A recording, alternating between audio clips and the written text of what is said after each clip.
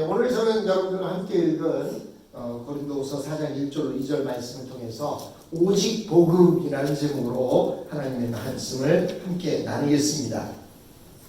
사실 본문의 내용은 고린도후서 4장 1절로 6절까지의 말씀인데 1절로 2절만 읽었습니다. 여러분, 어떤 사람들이 이렇게 말합니다. 무슨 구원이 꼭 예수를 믿어야만 되냐? 꼭 교회에 나가야만 구원을 받냐? 불교에도 구원이 있고 유교에도 구원이 있고 무슨 여기저기에 다 구원이 있을 수 있는데 왜 너희 개신교들, 기독교인들은 오직 복음, 오직 예수 그리스도만을 이야기하느냐라고 말합니다.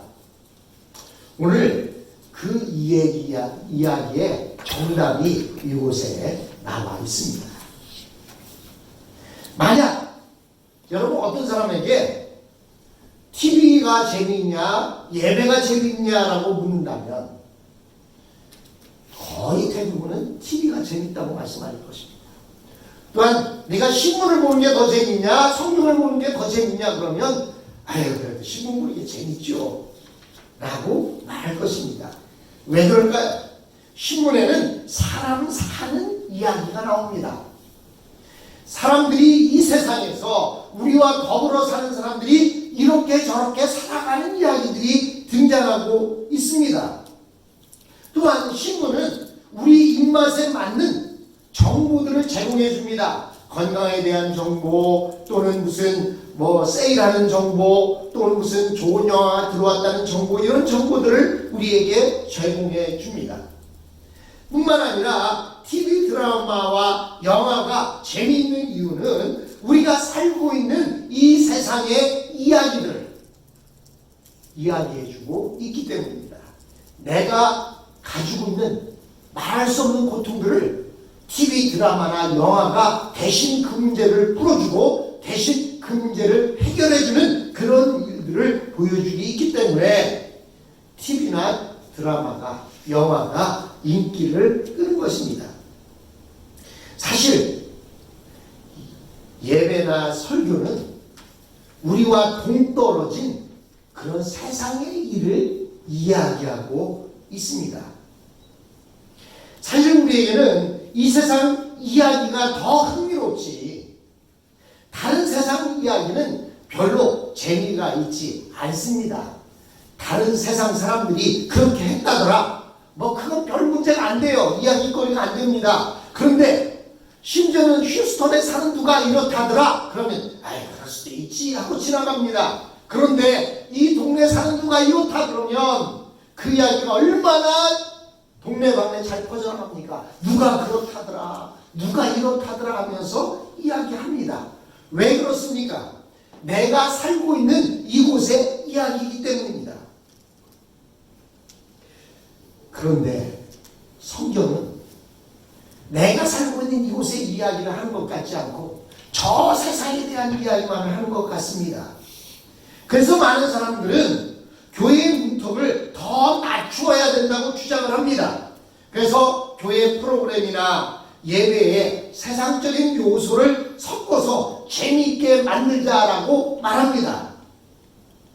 이 말은 다시 말하면 교회를 디즈니랜드처럼 아기야차하게 하고 재미있는 곳으로 만들어야 많은 사람들이 모여들 것이라고 이야기합니다. 여러분, 디즈니 월드 그곳이 있는 곳은 플로리다인데 너무나 더워요.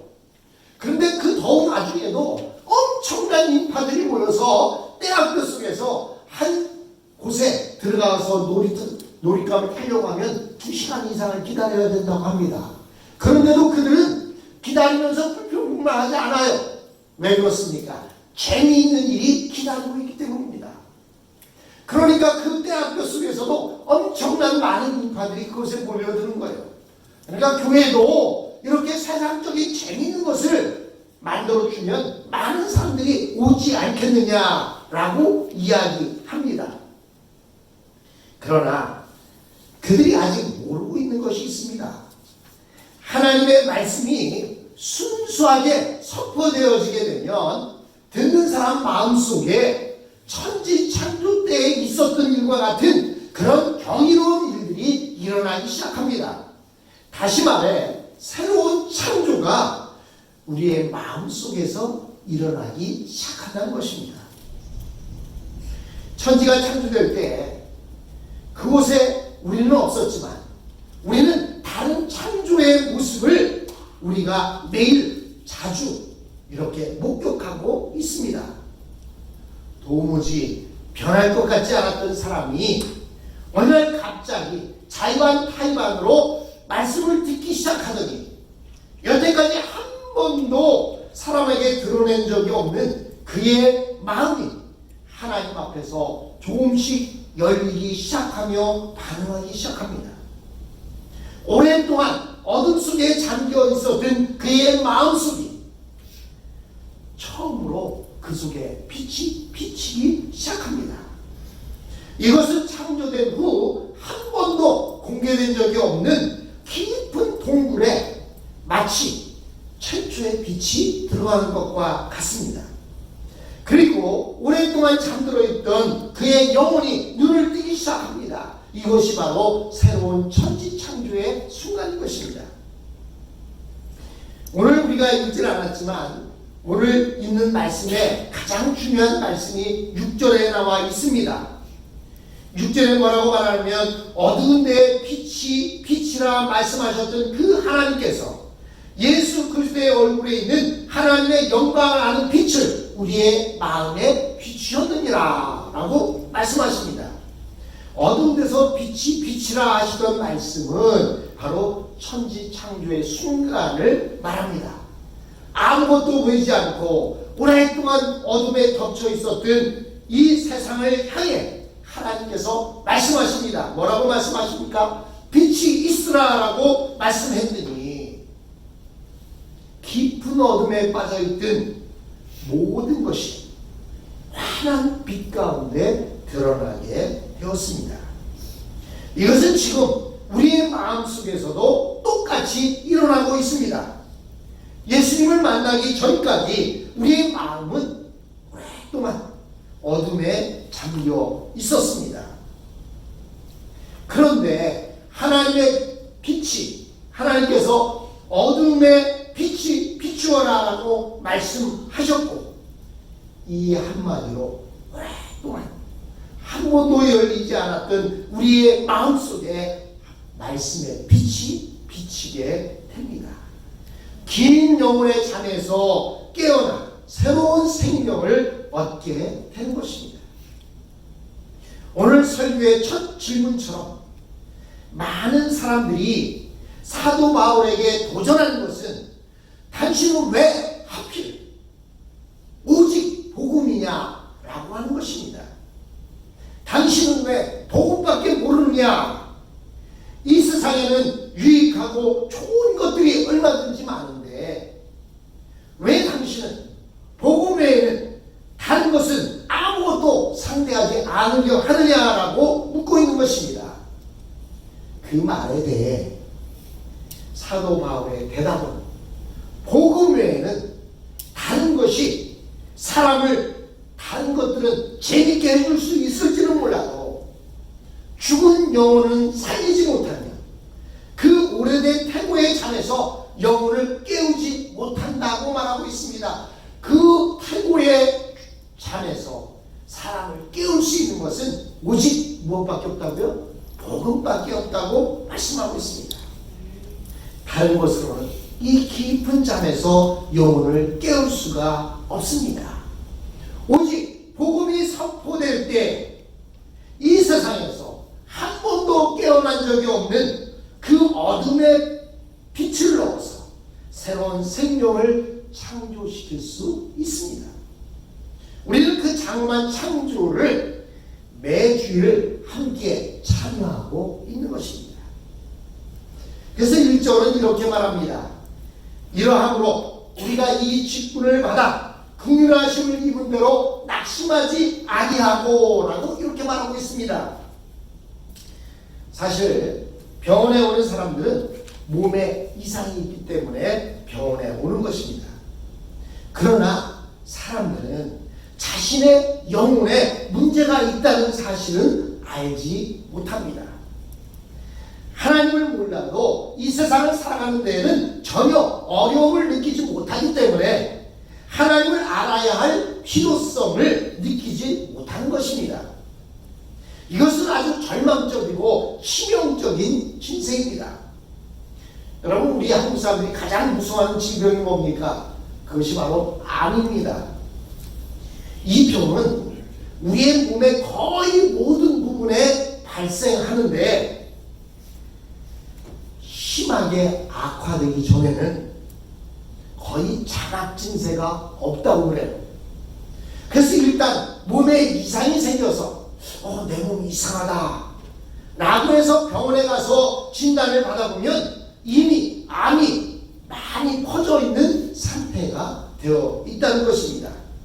그러므로 의사들은 뭐라고 말합니까? 건강한 사람들도 정기적으로 건강 진단을 받아보라고 권합니다. 한국 사람들이 그렇게 무서워한 질병 암이라 할지라도 건강 진단을 받아서 초기에 발견되면 거의 대부분 완치되어질 수 있다고 말합니다. 그러므로 우리 영혼에 병든 사람들도 아직 자각 증세가 없는 것뿐이지 영혼에 병들어 있다는 사실을 어떻게 알 수 있느냐? 병은 의사를 만나야 할 수 있는 것처럼 우리의 영혼의 병은 주님 앞에 나와야 내가 영적으로 병들었는지 안 들었는지 알 수 있다는 것입니다. 오늘 바울 선생님은 낙심하지 아니한다라고 이렇게 말씀합니다. 왜 낙심하지 않느냐? 처음 복음을 듣는 사람들이 처음 듣자마자 예수님을 만난 사람도 있지만 거의 많은 사람들이 반응을 볼 때 처음 복음을 들으면 반응이 별로 없다는 거예요. 그렇기 때문에 내가 복음을 전하다가 낙심하지 않는다는 거예요. 그럴 수 있다는 거예요. 그런데 이 처음 복음을 전할 때 그 반응을 보면 낙심하지 않는 이유가 그것이 바로 정상적이기 때문이라는 것입니다. 처음 듣자마자 예수님을 만난 사람들은요, 하나님의 놀라운 은혜입니다. 그렇지 않은 많은 사람들은 아무리 찾아가서 복음을 전해도 어느 때는 문도 안 열어주고 문전 박대하고, 옛날에는요 한국에서는 소금까지 뿌렸대요. 에이 재수없게 아침부터 이렇게 예수 믿는 것들이 와갖고 소금까지 뿌렸다고 합니다. 그러나 낙심하지 않습니다. 왜냐하면 그것이 바로 정상적인 행동이기 때문입니다. 복음은 이 세상을 슬기롭게 사는 세상의 지혜를 주지도 않습니다. 단순하게 힘들고 지쳐있을 때 격려해주는 말씀도 아닙니다. 복음은 죽은 우리의 영혼에 빛을 비추어 하나님을 알게 하십니다. 그래서 바울은 어떤 자세로 하나님의 말씀을 전했는지 2절에 말씀하고 있습니다. 내가 말씀을 전하다가 낙심하지 않는다. 그래서 2절에 보니까 이에 숨은 부끄러운 일을 버리고 계율 가운데 행하지 아니하며 하나님의 말씀을 혼잡케 하니 하고 오직 진리를 나타내므로 하나님 앞에서 각 사람의 양심에 대하여 스스로 청구하노라 라고 2절에 말하고 있습니다. 2절에서 말하는 숨은 부끄러움의 일과 계율이라는 말은 바울 선생님이 예수님을 만나기 전에 유대교 랍비로 있었을 때 가지고 있던 태도를 본인이 말하고 있는 것입니다. 그는 아무것도 모르면서 열심을 내었고 자기가 옳다고 생각하는 것은 어떻게 해서든지 말로 사람들을 이겼다라고 말하고 있는 것입니다. 여러분이 일찍 오신 분들은 주보를 훑어보시면서 주보 뒤에 있는 내용을 읽어봤을 거예요. 그 내용에 보면 어떤 내용이 있냐면 2013년 4월 28일에 영국의 한 마라톤 대회가 있었다는 거예요. 5,000명이나 되는 사람들이 그 마라톤 대회에 참여했다가 다 실격을 당하고 오직 한 사람만 완주를 했다는 거예요. 실격을 당한 이유가 뭐냐면 선두주자와 맨 앞에가 달리고 있는 사람과 2등 그룹과 거리가 좀 멀리 떨어져 있었다고 합니다. 그런데 선두주자는 맨 앞에 차가 가면서 달려야 할 길을 안내해 줬기 때문에 그 안내된 길로 갔는데 두 번째로 달리고 있던 주자가 그것을 착각해서 다른 길로 들어섰다는 거예요. 두 번째 주자가 다른 길로 들어서니까 뒤따라오는 모든 사람들이 그 길로 따라갔고 결국에는 5,000명이나 되는 모든 참석자들이 다 실격을 당했다는 겁니다. 오늘 바울 선생님의 얘기가 그거예요. 자기가 숨은 부끄러운 일을 말했다는 거예요. 자기도 모르면서 유대교의 랍비로 있으면서 유대교를 이야기했다는 거예요. 자기도 모르는 것을 아는 것처럼 앞장서서 갔다는 거예요. 뿐만 아니라 계율 가운데 행했다는 거예요. 즉 내가 사람들에게 말로 그들을 감동시켜서 내 말이 옳게 만들었었다라고 이렇게 말합니다. 그것을 예수님은 뭐라고 말씀하십니까? 소경을 인도하면 둘 다 구렁텅이에 빠지느니라 라고 이렇게 말씀하십니다. 두 번째 주자가 자기도 모르는 길로 가다 보니까 모든 뒤따라오는 사람들이 그 길로 들어가서 실격을 당하는 것과 마찬가지입니다. 그럼에도 유대교는 하나님을 많이 아는 것처럼 랍비들은 남을 가르쳤다는 것입니다. 그러나 하나님께서 빛이 있으라고 말씀하셨을 때 빛이 있었던 것처럼 순수한 하나님의 말씀이 증거되면 영혼은 반드시 살아나게 되어 있습니다. 이것은 이해할 수 없는 과정을 통해 일어나므로 우리는 단지 믿을 뿐입니다. 우리 머리로 이해가 안 돼요. 어떻게 그런 일이 일어날 수 있습니까? 주님이랑 하실 수 있는 거예요. 만약 내 머리로 이해할 수 있는 일만 하나님이 하신다면 나는 그 하나님 안 믿습니다. 우리가 하나님을 믿는 것은 말씀으로 천지를 창조하신 하나님을 믿는 거예요. 내가 알지 못하는 일 말씀으로 행하실 수 있는 분이 하나님인 것을 우리는 믿는 것입니다. 그러므로 우리는 내가 알지 못하는 것도 하나님은 하실 수 있다라고 하는 것을 믿는 것입니다. 여기에서 낙심하지 않는다는 말은 겉으로는 전혀 변화가 일어날 것 같지 않은데 순수한 하나님의 말씀이 증거되게 되면 그 말씀을 들은 사람 가운데 놀라운 하나님의 기적을 체험하고 새로운 생명을 얻게 되는 사람이 생긴다는 것입니다. 바로 저와 여러분이 그렇지 않았습니까? 어떻게 예수님을 만났습니까? 무슨 우리가 예수님을 본 적이 있습니까? 하나님을 본 적이 있습니까? 그냥 믿는 것뿐인데 놀라운 역사가 우리 가운데 나타났던 것입니다. 그래서 하나님의 말씀을 설교하면 생명의 창조가 일어나게 되고 죽었던 영혼들이 잠에서 깨어나게 되는 것입니다.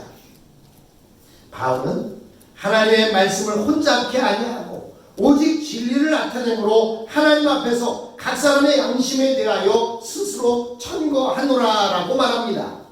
하나님의 계시의 말씀에 다른 것을 섞지 않고 오직 순수한 하나님의 진리를 드러내기만 하면 우리도 모르는 사이에 놀라운 일이 일어난다는 것입니다.